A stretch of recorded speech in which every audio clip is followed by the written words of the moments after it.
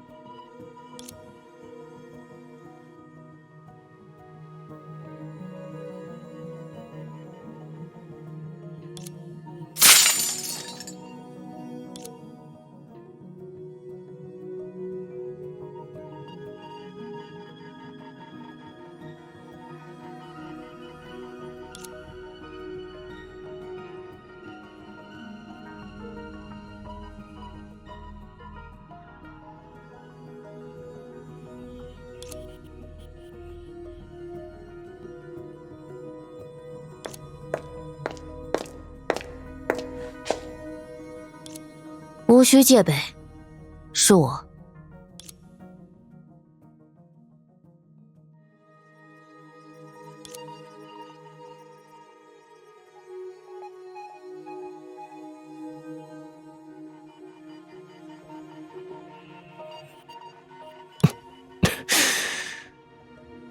等，你醒了？刚醒，就立刻来找你了。可惜还是晚了一步。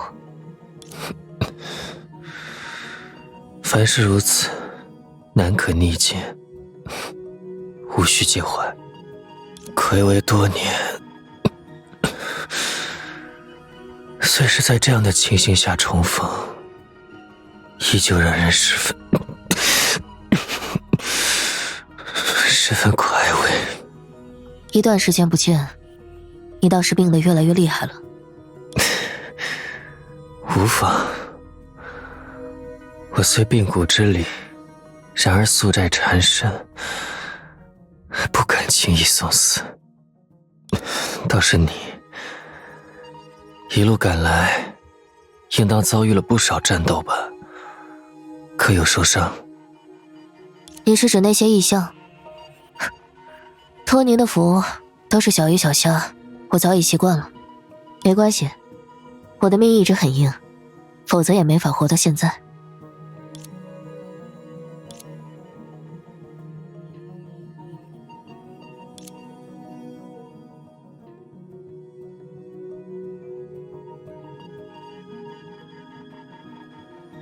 不过，现在的情况可不怎么乐观，很难说会不会重现当年的局面。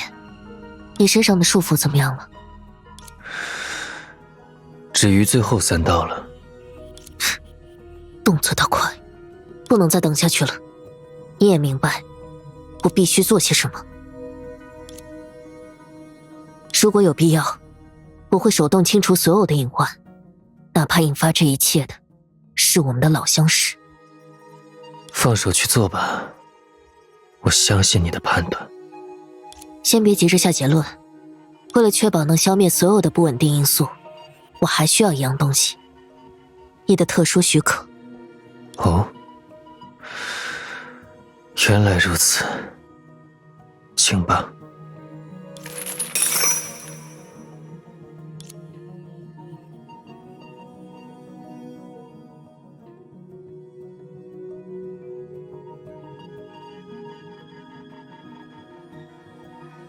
以假为真，以虚化实，是是非非，皆为淡忘。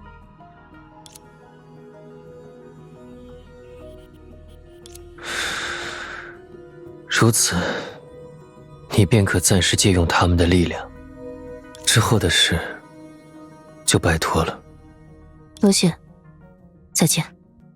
如果这次的行动不顺利，我们很快又会再见了。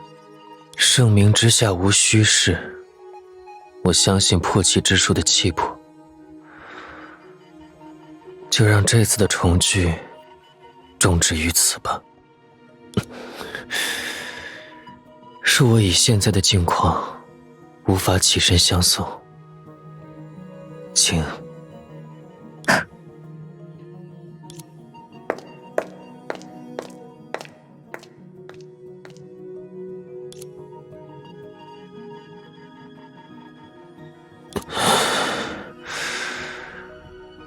万变其情，岂可概系？如虚伪之可长，终究还是到了这一步吗？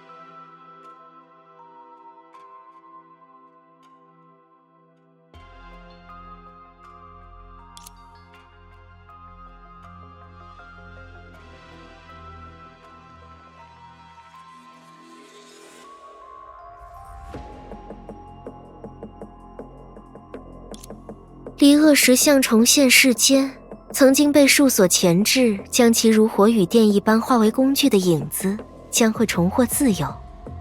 廊丘必定毁于一旦，而在溢出这里之后，他或许还能继续征服30-50个世界炮。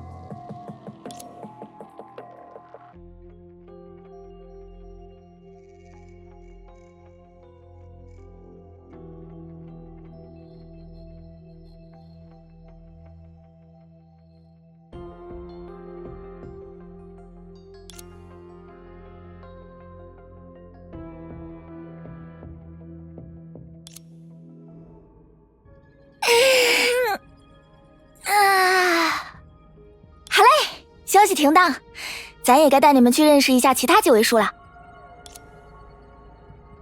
就从最好相处的开始吧。先去见谁呢？让咱想想。你就直说吧。余下的树都是和利托斯特差不多的怪人。那倒不是啦，树中的确也有个性温柔、善解人意的存在。虽然可能和通常理解中的温柔不太一样，呵呵。大家应该能理解，当一个纯粹温柔善良的好人，并不足以获得与离恶石像抗衡的能力。正因如此，咱才不想在这种情况下和他们见面呀。要怎么和他们解释呢？因为咱一时失察，没看中某个家伙的壮举，害得廊丘变得一团糟。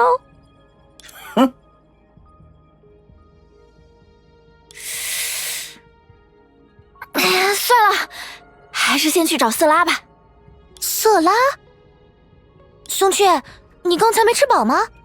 那等眼前的事情解决后，我们一起回欧夏吃大餐怎么样？没记错的话，你刚才可吃了不少东西，你是怎么解释的来着？哦，对了，有好饭的时候当然得尽力多吃点，否则饿肚子的时候就该后悔了。